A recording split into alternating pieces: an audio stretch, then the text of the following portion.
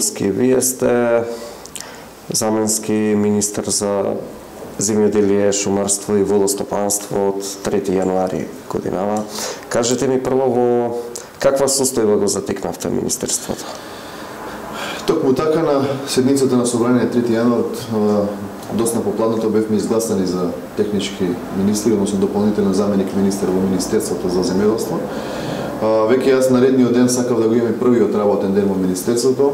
Дојдов тука, очекував дека ќе биде веќе припремена она просторија која што треба да имаме како дополнителни заменици министри, меѓутоа освен пресконференцијата која што одржав, практично немав просторија.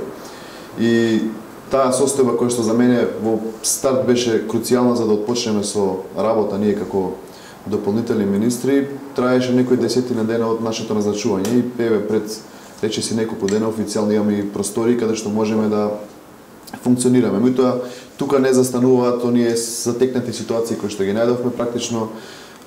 Еви денеска 23 се уште луѓето во мојот кабинет, дел од нив го немаат решено својот статус во кабинетот, бидејќи онаа бирократија и оние обструкции кои што ги имаме во моментов се уште траат. И останатите тековни активности во смисла проток на документи во самото министерство, архива, излезни документи, влезни документи, практично секојдневно, речиси во секој час имаме било какви обструкции кои што значат наше оспорување во функционирањето како дополнителни заменици министри. Вие сте доста активен на терен, гледаме дека секојдневно сте помеѓу земјоделците. Како ви приоѓаат земјоделците? Видете, јас позицијата дополнителен заменски министер во Министерството не ја доживувам да бидам постојано во канцеларија, да едноставно тука ги извршувам активностите. Мојата перцепција за македонското земјоделство е да се спуштите на терен, да појдете речиси во што е можно повеќе населени места, села во Република Македонија, бидејќи таму во разговор со тие земјоделци ќе можете да имате на права сондажа на актуелната состојба во земјоделството. Јас изминативе денови од кога сум назначен, практично секојдневно сум во некој различен дел на Република Македонија, во различно село. Некои се на моја иницијатива, меѓутоа најголем дел се на барање на самите земјоделци, јас се ставам во нивно располагање. Во тие разговори кои што ги водиме, јас првин се ставам во нивна заштита, затоа што тие луѓе во разговорите ми кажуваат дека изминативе 3 години практично не може да си го кажат својот глас, бидејќи свесни се дека ако кажат одредена критика или забелешка на Министерството и на актуелната влада, дека веднаш доаѓаат наредниот ден инспектори, па се казнуваат, па им се стопираат субвенции и така натака. Едноставно во тој разговор јас се ставам на првата борбена линија како нивни заштитник, бидејќи за мене, а и согласно економските показатели, македонскиот земјоделец и земјоделството во Република Македонија е едно од носечките економски столбови во нашата економија. По тие разговори исто така сведочам, односно луѓето ми пренесуваат состојби од типот дека се уште имаме неисплатени субвенции во Република Македонија, кона што нив можеби највеќе ги револтира, а тоа е дека Министерството и актуелниот министер и оној претходниот кој што беше постојано кажува дека парите стигаат до земјоделци, дека редовно се исплаќаат на самите земјоделци, меѓутоа реалната слика од терен од другата страна е дека тоа не е така. Дури имаме безброј на примери на селективност во исплатата. Секојдневно добивам безброј пораки на социјалните мрежи, на мојот телефонски број, имејлови и нормално пошта која што стига во архивата на Министерството, каде што луѓето со документација потврдуваат дека навистина постои селективност. Во тие разговори нормално се отварат и другите теми од типот проблеми со наводнување кои што го имаат во изминатата 2019 година, како што беше и вчерашниот пример во посетата на општина Лозово. Луѓето таму предочија дека 2019 со оној сушен период практично и АД водостопанство на Република Македонија не успеало да достави вода до нивните водни површини и на една од средбите кои што имале со министерот Трајан Димковски и со гранчалникот на општина Лозово им било ветено дека ќе ги ослободат од надомест за водарина. Вчера на таа посета аргументирано со документација ми покажа дека иако им било ветено и биле испратени сметки за наводнување. И се замислете, имаме ситуација кога вода не стигнала на површините, а од друга страна се оптеретуваат земјоделците со сметки за вода. И се они приморени да го платат затоа што во наредната година, ако немате платено за надомест за вода, ќе не може да земете субвенции. Значи, како да ви кажам, во било кој поглед на земјоделскиот сектор да разговараме, субвенции, водостопанство, ИПАР програми и други мерки кои што Министерството ги става на располагање, практично остануваат само на хартија и немаат никаков реален ефект. Јас во наредниот период, практично до 12 април, ќе го потребам своето време на располагање и ќе бидам постојано помеѓу земјоделците, затоа што само така сакам да бидам гарант дека на 12 април ќе имаме фери демократски избори, дека во овој период нема да дозволам пред се да се прават манипулации за обиколување на процедурите и законите во Република Македонија. Јас се гледам како нивни заштитник и така ќе одиграм цела опозиција до 12 април. Околу тоа селективно исплаќање на субвенции, гледаме дека актуелниот па и претходниот министер за земјоделие активно споделува дека во континуитет се исплаќани субвенциите на граѓаните. Дали некој ќе понесе кривична одговорност за тоа што они директно последниве 2-3 години ги обвинуваат медиумите за ширење на лажни вести, а сега излегува дека токму тие лажни вести доаѓаат од владени представници, конкретно од министри. Токму така, јас и пред позицијата дополнителен заменски министер постојано од партиските пресови повикував и апелирав да се исплаќаат субвенциите кон земјоделците, затоа што согласно податоците кои што ги имаме голем долг во програмата за финансиска поддршка и она што окажуваат земјоделците и она што стои на хартија практично испаѓа дека вистината е таа, а тоа е дека субвенциите не се исплатени на земјоделците. Јас од оваа позиција ќе го употребам сиот својот авторитет и упорност да докажам и веќе во наредниот период ќе видите и ќе се уверите дека тоа што го говорам е вистина. А тоа дека има многу неисплатени субвенции кои што интерно внатре во институцијата јас ќе го употребам сите механизми да го изведам тоа на површина и да ги убедам овие од владата, односно министерот Трајан Димковски да почнат да се исплаќаат субвенциите, затоа што тие пари не се лична својина. Тие пари треба да разберат и Зоран Заев, и Николовски, Трајан Димковски дека тоа се народни пари. И тие пари треба да се вратат повторно кај граѓаните, во конкретниот случај кај земјоделците. Вие неодамна медиумите посочија дека сте направиле некаков упат. Имаше подолба меѓу медиумите дали вашиот чекор е исправен или не. Вие влеговте во канцелариите на ресорното Министерство за земјоделство, каде што затекнавте една, според мене, недолична слика на вработените. Оправдано ли беше тоа што го направивте? Видете, како што спомнав, јас постојано сум на терен и постојано слушам разни поплаки од земјоделците, од сите политики на владата, меѓутоа и од самото министерство.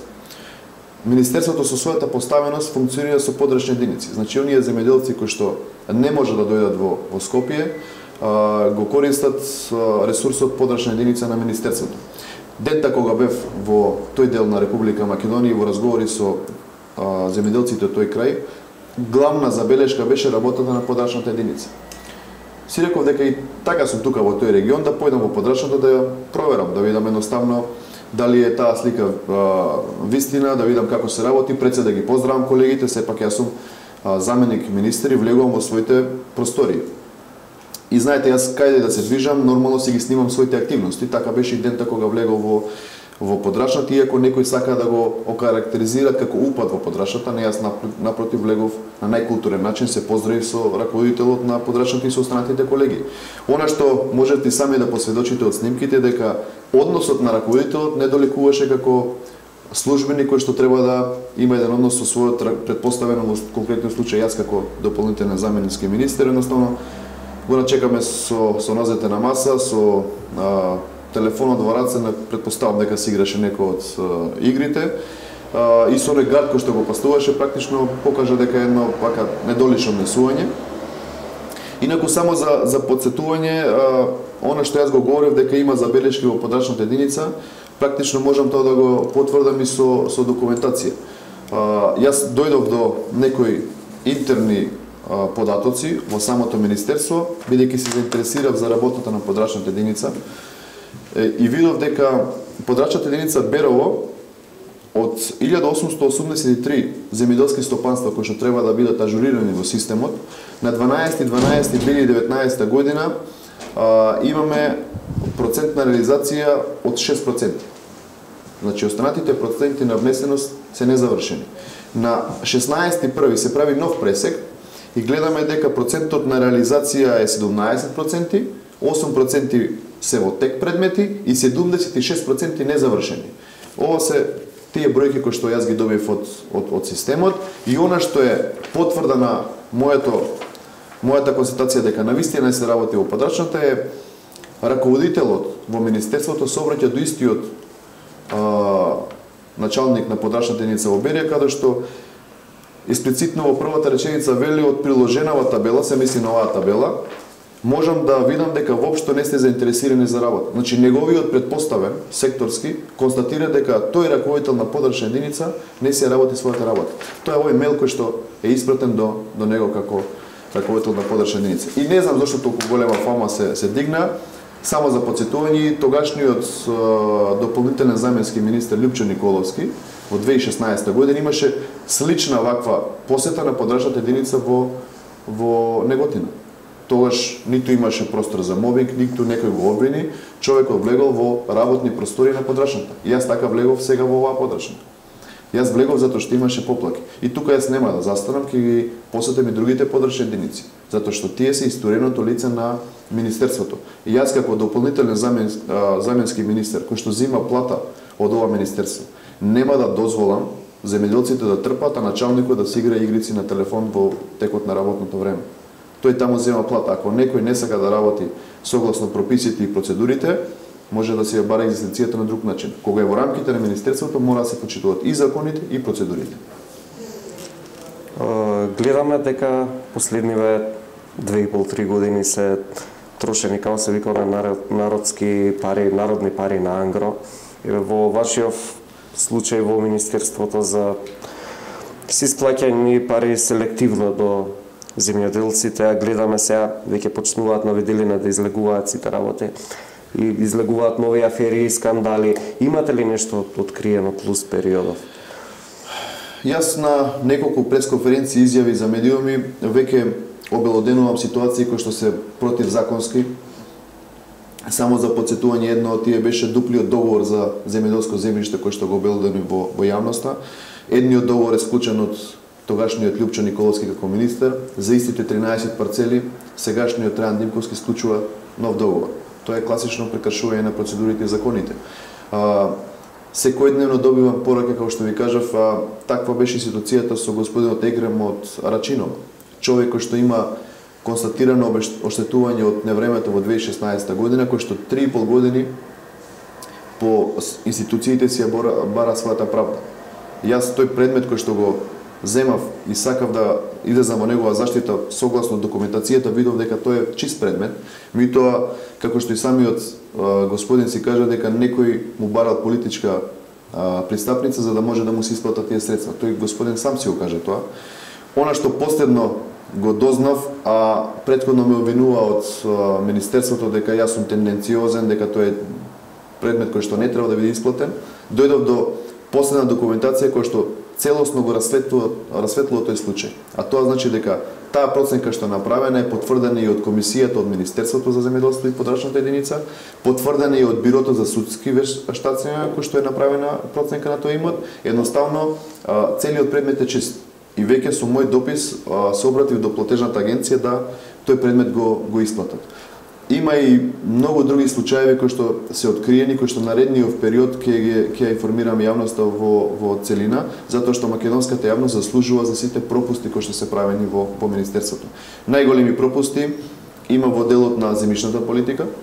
Тука се склучувани и дупли договори, и давано е земјоделско земјиште кое што не требало да биде дадено на огласи. Има злоупотреби и манипулации во делот на исплатата на субвенциите и нормално во оние останати проекти. Јас себе, ако дозволувате во вашата емисија, само сакам да кажам за каква тенденциозност, партизација и заобиколување на процедурите се прави во Министерството. Пред мене е јавниот повик 07 од 2019 година, на кој што е објавен оглас за мерката 115, односно за активен женски член во земјоделското домаќинство, каде што треба да се даде грант од 180.000 денари. И во овој оглас, односно јавен повик, СДСМ кој што во минатото ја критикуваше процедурата, односно прв дојден, прв услужен, гледаме дека во овој повик е тоа главниот услов. Односно секој кој што ќе биде рангиран согласно моментот на доставување на понудата. Меѓутоа, тоа не е толку битно. Она што сакам да го потенцирам во овој јавен повик, кој што крајниот рок за доставување е до 26.12.2019 година. Значи тоа е крајниот рок кога се поднесуваат апликациите за оваа мерка од објавата. На 22 декември истата година, еден од државните советници на Министерството, кој што е близок до ова раководство во Министерството, објавува Facebook статус на кој што пренесува објава од Министерството и обелоденува кој ќе биде добитник по овај јавен повик. Прашањето е, како може Министерството 4 дена пред да заврши јавниот повик, односно овој државен советник, да знае кој ќе биде добитник по јавниот повик? Ова е само еден од примерите дека во Министерството процедурите се само на хартија. Она што го прави Министерството и ова раководство во Министерството е строго политички. Значи, овој државен советник обелоденува кој ќе биде добитник на јавниот повик од мерката Рурална жена 4 дена пред да заврши повикот. Ова е еден од примерите и слични нови ќе обелоденуваме и наредниот период, затоа што, како што кажав, македонските граѓани, македонските земјоделци мора да знаат за какви злоупотреби се вршени изминативе 3 години во Министерството. Ке побарате ли конкретно одговорност за овој случај? Затоа што е сумава 180.000 денари, тоа се 3.000 евра. Да видиме каде се отидени тие пари, затоа што од сето ова се случува на 3,5 месеци пред избори. Видете, одговорноста тука треба да се побара и ќе побараме одговорност од актуелниот министер и сите оние службеници кои што биле инволвирани во оваа работа. Не можете вие 4 дена пред да заврши јавниот повик да знаете кој ќе биде корисник. Тоа испаѓа вака без малце дека е договорена целава работа. Оној земјоделец, онаа жена која што ги добила овие средства, може би е најмалку виновна за оваа ситуација. Виновни се тие што ја креирале мерката, тие што го злоупотребиле јавниот повик, односно ги злоупотребиле процедурите и законите во Република Македонија. За овој случај и за сите случаи кои што ги имаме откриено и наредниот период ќе ги обелодениме, јас како Цветан Трифуновски ќе поведам постапка против секој еден раководно лице во ова министерство, затоа што граѓаните во Република Македонија, земјоделците треба да знаат дека во оваа држава еднаш за секогаш треба да завладеат правилата, процедурите и законите. Ние само така ќе можеме да идеме чекор понапред. Во на европско стремество кај што тежнееме да влеземе, таму примаат држави, таму примаат системи кај што се почитуваат законите, а не со вакви примери да се манипулира. Денеска излезе со извештај и вчера и Економист, денеска и Транспаренси, дека нивото на корупција е зголемено во државава. Имате ли наоди вие во вашето министерство? Видете, во општеството, односно со доаѓањето на СДСМ на власт, речиси да нема пора во општеството каде што не е навлезена корупцијата, криминалот, непотизмот кој што сме сведоци во изминатиот период.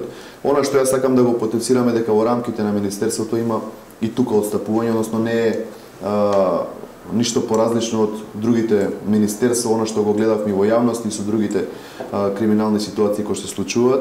Меѓутоа јас сепак сакам тие работи до крај да ги истражам и она што ќе го презентирам на јавноста да биде подкрепено со докази и документи, затоа што пред се јас како Цветан Трифуновски и она што треба граѓаните да го знаат е дека треба секоја обвинување да биде подкрепено со документација.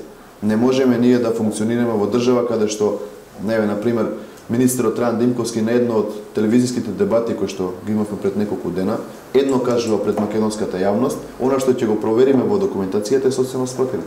Така да и во тој дел во криминалните пропусти на министерството има наговестувам неколку работи кои што ги се во завршна фаза на истражување и ќе ги обелодениме во јавност. Али тоа ќе биде подкрепено со документи и со докази и нормално ќе побараме одговорност од надлежните институции. Сепак во оваа држава треба да се почитуваат законите, како што веќе неколку пати кажав. За разлика од нивните тенденциозни кривични пријави и обвинувања, нашите обвинувања ќе бидат подкрепени со докази и со материјали доказни. Уште едно прашање, господине Трифуновски, кажете ми, наближува денот за избори, кои се вашите очекувања? Што ќе се случи на 12 април? На 12 април повеќе од очигледно дека ВМРО ДПМН ќе победи на овие предвремени парламентарни избори, ќе биде новиот состав на владата на Република Македонија.